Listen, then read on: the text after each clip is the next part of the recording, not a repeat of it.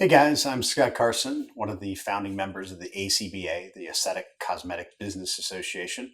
I'm here at the invitation of Kris Groop, the Aesthetic Advisor TV, to be interviewed about some of the changes that affect our industry, some of the tactics that really damage the enterprise value of our practices and our businesses. As a distributor and reseller myself, these same things affect me, and this is the reason why myself and other board members came together to make these changes. I'm Kris Groop with Aesthetic Advisor TV, and I'm here with Scott Carson of the Aesthetics and Cosmetic Business Association to begin our series, Zapped, Tactics that Laser Manufacturers Use Against You and What You Can Do to Protect Yourself. Scott, I've heard you tell stories of sales rep that after selling a doctor a laser system then becomes enemies with that doctor. How does this happen? This is crazy. All of these things that we write about and talk about at the ACBA, all the things that we're passionate about as a group of clinicians that are out there to help change the industry, have really all come from the industry. And this one was really spearheaded by a clinician in Pennsylvania, a well-known derm. Been in practice for 30 years, a highly respected luminary.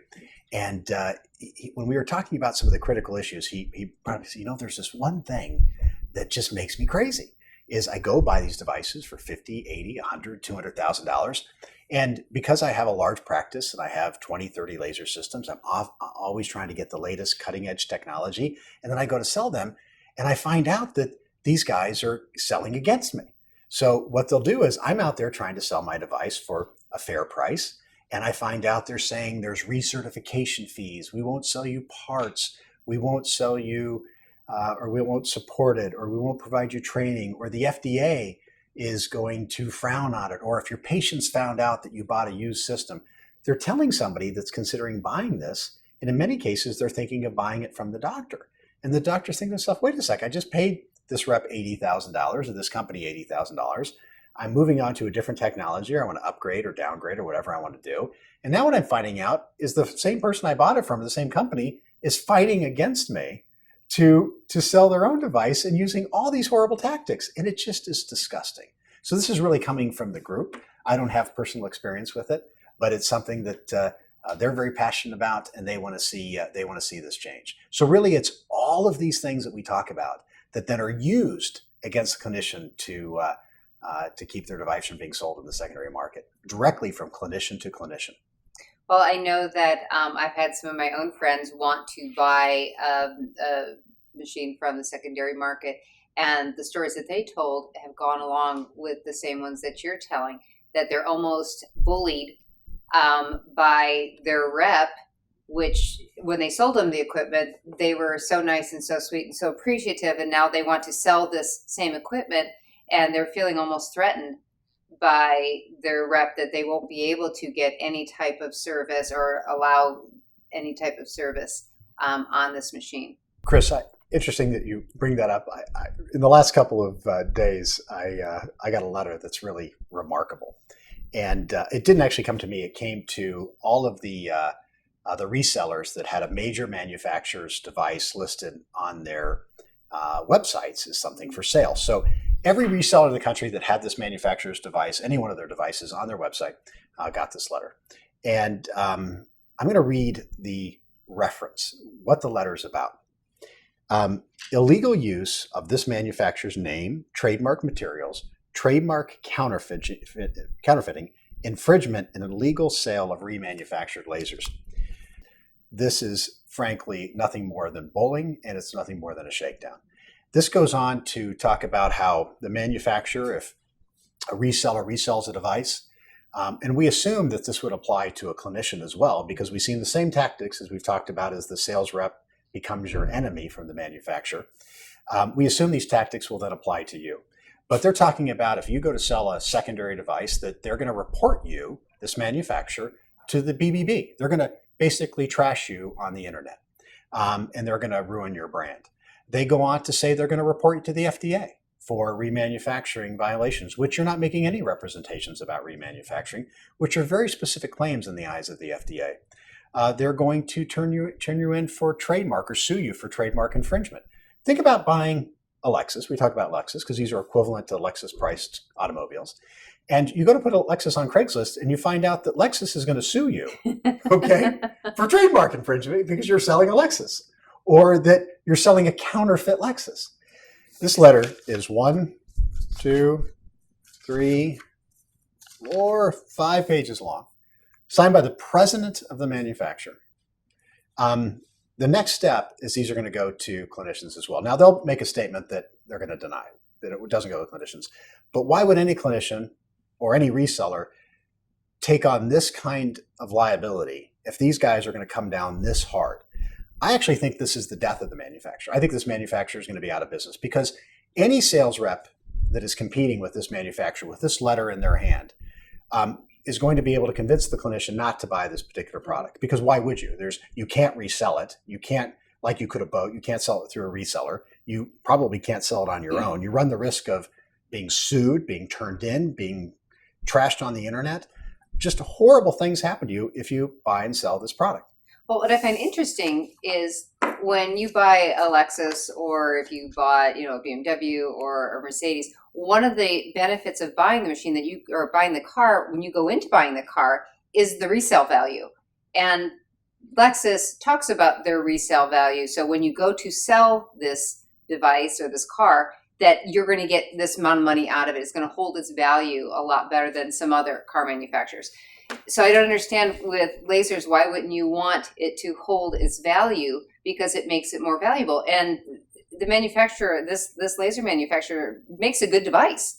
I've used their device. It's a great device. So it really blows my mind that they're taking away any type of resale value that they would have, and instead of embracing it. This letter is on the ACBA website. You can see it. And we believe that there's more letters like this to come from other manufacturers. And this is, again, why we formed the ACBA, was to create a collective voice to challenge some of these actions. It doesn't make any logical sense. And why they do it is because it's predatory. These are bad behaviors that no one's holding them accountable. No one's watching them. No one's saying you can't do it. And this is what this organization is all about, to finally say, you know what, you can't do this. This is absolutely disgusting. There's no other word for it. It's unbelievable behavior. And the reason why they're doing it is because no one's telling them no. And we're about to tell them you can't do this. Or no one's going to buy your device. Well, I think also in sending it to the secondary market, they've also kind of hurt the people that are working in the secondary market, where they might not be able to sell a website, or sell a laser, or they might have to take their website down because they're being threatened by a very large company with very deep pockets. Here's two things have already happened. Number one is one major reseller, one of the respected resellers in the space, shut down their website. I know. I got a text message from somebody yesterday telling me about it. Saying they're done. This is enough. Final straw, they're out of it. Because again, as a collective body, there's no way to fight back. There is no collective body that allows you to fight back, because a reseller can't take on the hundreds of thousands of dollars or millions of dollars, or the potential criminal liability or the brand damage that could be associated with them coming after them. But something else is, no reseller is going to take it on. What reseller would take to make $5,000 or $7,500 or $2,500 the resale of this particular device? Why would a reseller take on 5 pages worth of legal liability? They just wouldn't do it. So, Kris, what I'm going to tell you is, if you go to look at this device or any device where a manufacturer has kind of policies, you might as well just throw your money away. If you can't make your money, if you can't make your $80,000 or $100,000, and in this case, these devices are $150,000 and $200,000, sometimes more. If you can't make your money back right away, like in months, okay, then you shouldn't buy this device. And I don't know any clinician that can make that kind of money back in this market. As competitive it is, as many service providers that are out there providing these services that compete with you, I just don't know how you can make that kind of money back. So in this particular case, my recommendation is never, ever buy from this manufacturer, because you will never be able to resell it, and they can't take this back. This is signed by the president. It's out there in the public record. This one happens to be redacted. That's on the website. We have permission from the person that received it to put it out there. But you'll get to see what you've got coming if you buy one of these systems. One last point I want to make is, one thing the ACBA is doing is we're building a toolkit. And that toolkit for our members will be on the website. And it'll basically have paragraphs in it that you'll be able to drop into your contracts. So if you're concerned about recertification fees, we're going to give you the paragraph that you can have your legal counsel review to make sure it's okay for what you're doing. And you want to make sure when you buy that $80,000 car or that $80,000 laser, whatever it might be, that you have certain rights that you're protecting, that you're going to be able to resell it, that you're going to be able to get consumables for your buyer, that you're going to be able to get support for it without paying these ridiculous fees. So you can maintain some of that enterprise value in your business without being it stolen from the manufacturer. That is such great information. And we spent some time discussing one tactic that laser manufacturers, and this is a big tactic that laser manufacturers use against you, and what you can do to help protect yourself. I'd like to thank Scott Carson of the ACBA for his dedication to help clean up and change the laser industry. If you want to see more information or you'd like to see a copy of this redacted letter, you can go to acba.expert. I'm Kris Groop, and thanks for watching. Thanks, Kris.